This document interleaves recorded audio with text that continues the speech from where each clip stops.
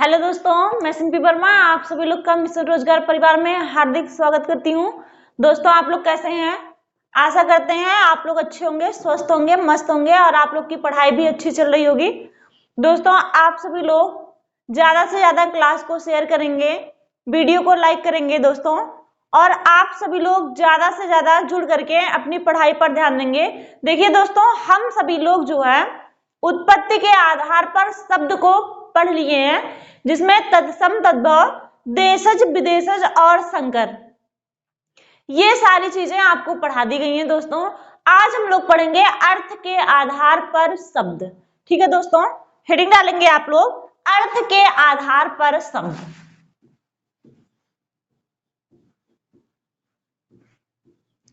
कह रहे हैं अर्थ के आधार पर शब्द।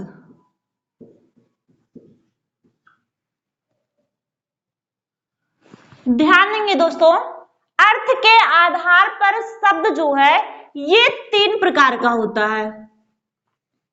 कितने प्रकार का होता है दोस्तों? 3 प्रकार का। अभिधा, नंबर 2 है लक्षणा,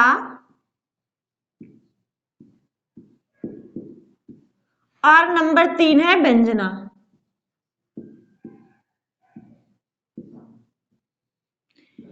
ध्यान देंगे दोस्तों, अभिधा, लक्षणा, व्यंजना, ये अर्थ के आधार पर शब्द हैं। इन्हें हिंदी में शब्द शक्ति भी कहा जाता है। इन्हें और किस नाम से जाना जाता है दोस्तों? शब्द शक्ति। कभी भी आपसे क्वेश्चन पूछा जा सकता है कि शब्द शक्ति की संख्या कितनी है, तो 3 है, अभिधा, लक्षणा, व्यंजना। क्लियर दोस्तों? हम सभी लोग पहले हेडिंग डालेंगे अभिधा। पहली हेडिंग क्या डालेंगे दोस्तों? अभिधा।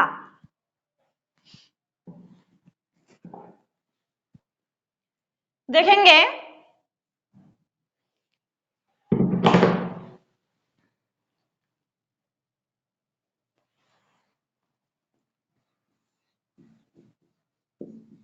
अभिधा।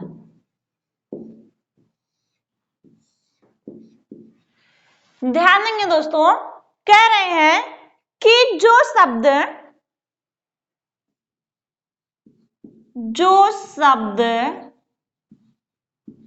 साक्षात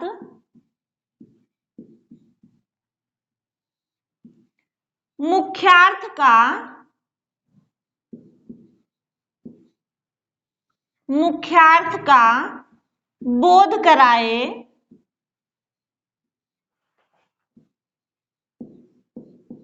बोध कराए उसे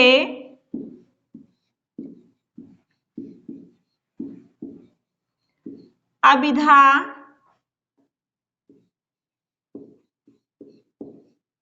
कहते हैं। कह रहे हैं जो शब्द साक्षात मुख्यार्थ का बोध कराए उसे अभिधा कहते हैं। क्लियर दोस्तों? जैसे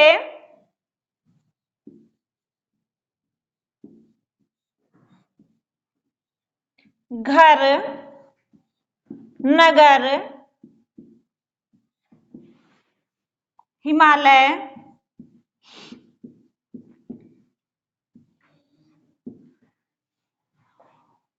दशानन, एक दंत आदि। ध्यान देंगे दोस्तों, कह रहे हैं जो शब्द साक्षात मुख्यार्थ का बोध कराएं उसे अभिधा कहते हैं। जैसे घर, नगर, हिमालय, दशानन, एक दंत आदि। देखिए, जो साक्षात मुख्यार्थ का बोध कराए, यानी जो हम अपने मुख से बोल रहे हैं उसी का बोध जो करा रहा है। जैसे हम कह रहे हैं घर, तो घर का बोध करा रहा है। कह रहे हैं नगर, कह रहे हिमालय, दशानन यानी 10 मुख वाला, कह रहे हैं एक दंत, एक दांत वाला, हिमालय यानी बर्फ का घर, तो जहां हम जिन शब्दों से हमें साक्षात मुख्यार्थ का बोध हो, यानी जो शब्द हम बोल रहे हैं साक्षात उसके अर्थ का बोध हो, वो अभिधा शब्द कहलाता है। क्लियर दोस्तों? हम नोट लिखेंगे, आप लोग 2000 वाला लिख सकते हैं। देखिए कह रहे हैं कि अभिधा शब्द में, ध्यान देंगे, कह रहे हैं अभिधा शब्द में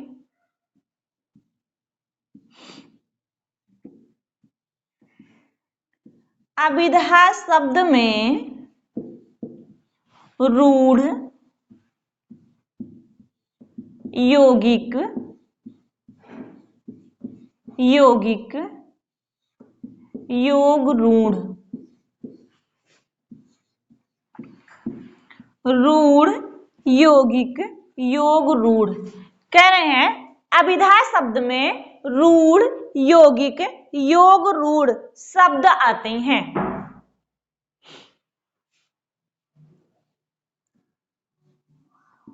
आते हैं। क्लियर है दोस्तों? कह रहे हैं अभिधा शब्द के अंतर्गत, ऐसे कर लेंगे, के अंतर्गत रूढ़, यौगिक, योग रूढ़ शब्द आते हैं।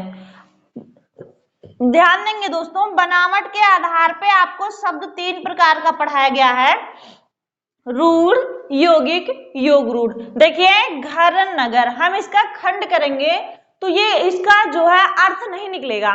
और कह रहे हैं हिमालय, देखिए घर नगर ये रूढ़ शब्द है, हिमालय ये यौगिक शब्द है, दशानन एक दंड ये योग रूढ़ शब्द है। तो ये सभी जो है मिला करके किस में आते हैं दोस्तों? अभिधा शब्द में आते हैं। क्लियर? अब हम दूसरी हेडिंग डालेंगे लक्षणा शब्द। दूसरी हेडिंग क्या डालेंगे? लक्षणा शब्द।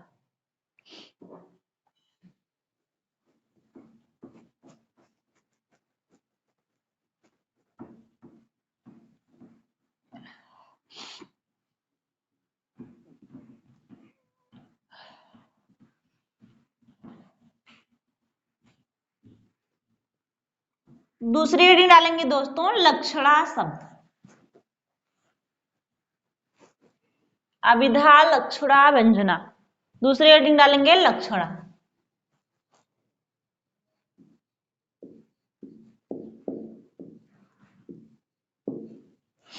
ध्यान देंगे दोस्तों, कह रहे हैं वे शब्द जो सांकेतिक मुख्यार्थ का बोध, वे शब्द जो सांकेतिक मुख्यार्थ का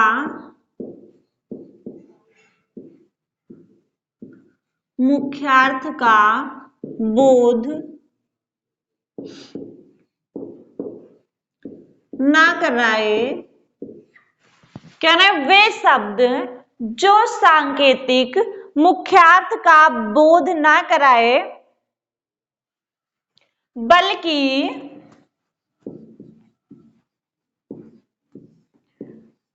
प्रयोजनवश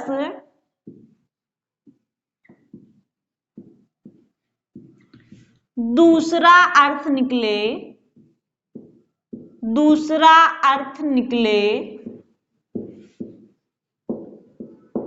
उसे लक्षणा कहते हैं।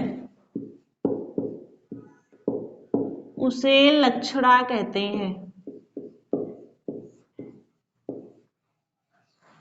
क्लियर?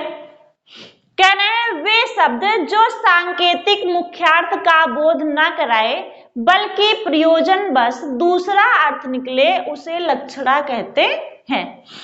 सॉरी दोस्तों, थोड़ा सा कोल्ड हो गया है तो प्रॉब्लम हो रही है। कह रहे हैं वे शब्द जो सांकेतिक मुख्यार्थ का बोध ना कराए बल्कि प्रयोजन बस दूसरा अर्थ निकले उसे लक्षणा कहते हैं। जैसे हम कहें तुम बड़े गधे हो, तो गधे तो आप नहीं हो जाओगे ना, आपकी पूंछ तो निकल नहीं आएगी, सींग निकल नहीं आएंगे, लेकिन उसका प्रयोजन बस अर्थ दूसरा निकल रहा। देखेंगे जैसे जैसे तुम बड़े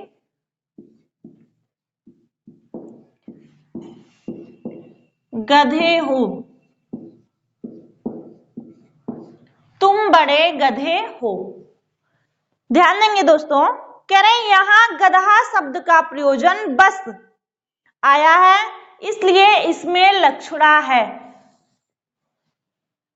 यानी अगर हम कह दें कि तुम बड़े गधे हो, तो ऐसा तो है नहीं कि गधा शब्द बोलने से आपके पूंछ निकल आएगी, आपके सींग निकल आएंगे, ऐसा तो नहीं होगा ना दोस्त।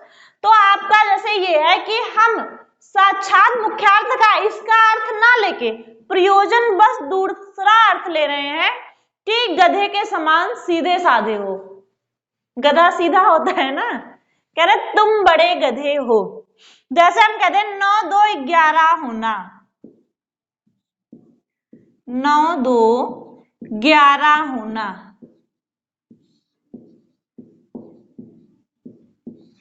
यहां देखिए 9 2 11 होना, हम सीधे सीधे नहीं कह रहे हैं कि वह भाग गया, हम कह रहे हैं 9 2 11 हो गया।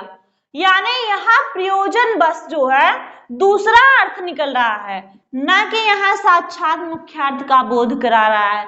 ठीक है दोस्तों, नोट लिखेंगे आप लोग,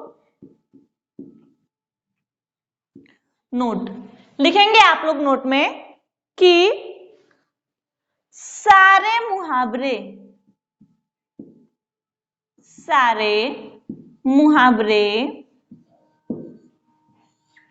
लक्षणा होते हैं। क्या होते हैं दोस्तों? लक्षणा होते हैं।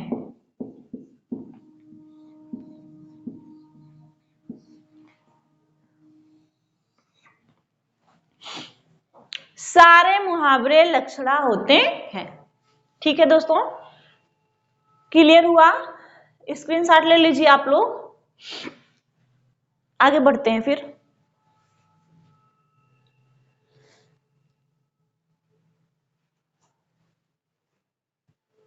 अगली हेडिंग डालेंगे दोस्तों व्यंजना, तीसरी हेडिंग डालेंगे व्यंजना।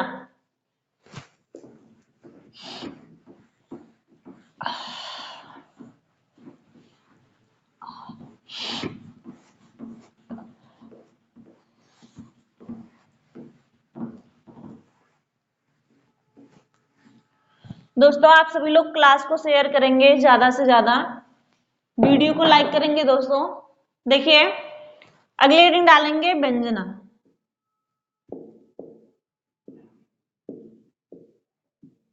व्यंजना, ध्यान देंगे सभी लोग, कह रहे हैं कि वे शब्द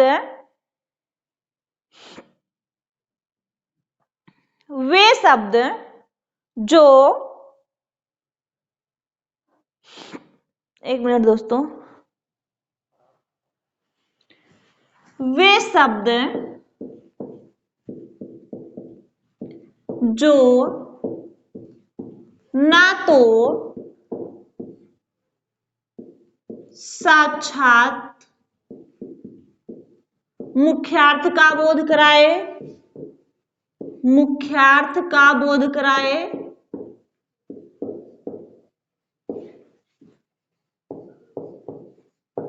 और ना ही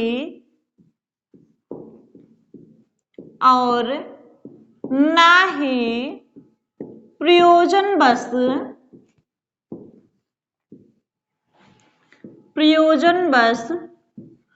दूसरा अर्थ दे,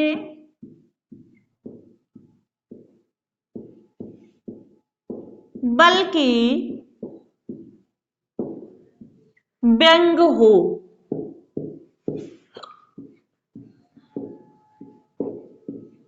उसे व्यंजना कहते हैं, उसे व्यंजना कहते हैं, उसे व्यंजना कहते हैं। ध्यान देंगे दोस्तों, व्यंजना नाम से ही स्पष्ट हो रहा है कि ये क्या है, व्यंग है। कह रहे हैं कि वे शब्द जो ना तो साक्षात मुख्यार्थ का बोध कराए और ना ही प्रयोजन बस दूसरा अर्थ दे, बल्कि व्यंग हो। जैसे देखेंगे,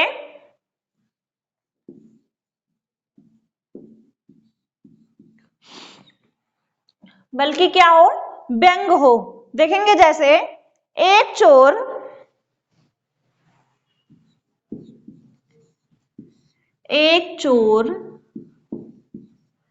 अपने साथी से कहता है, अपने साथी से कहता है,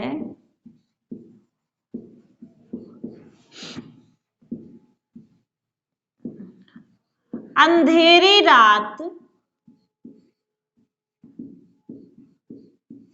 बड़ी शानदार है।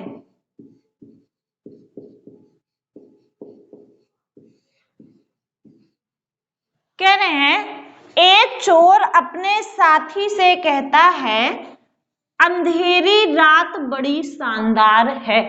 यहां ध्यान देंगे दोस्तों कि एक चोर का अपने साथी से कहने का तात्पर्य क्या है कि अंधेरी रात कभी शानदार होती है, तो ना अंधेरी रात बड़ी शानदार है, अर्थात अंधेरी रात चोरी करने लायक है।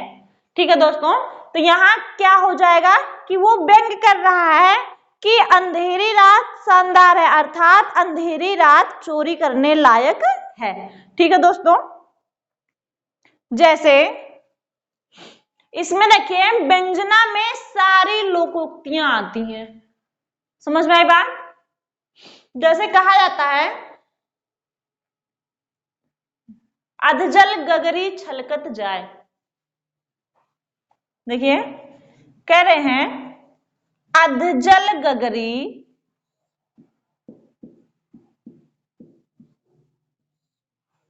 छलकत जाए।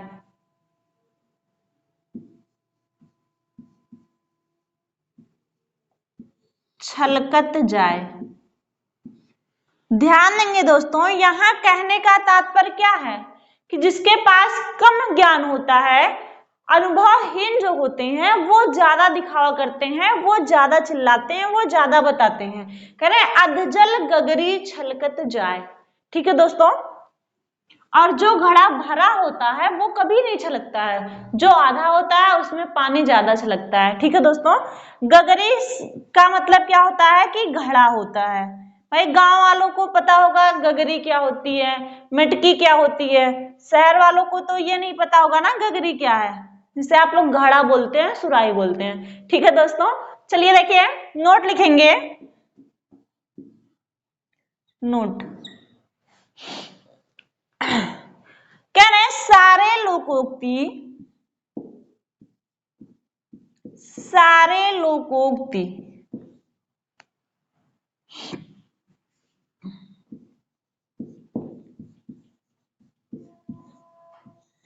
व्यंजना होते हैं।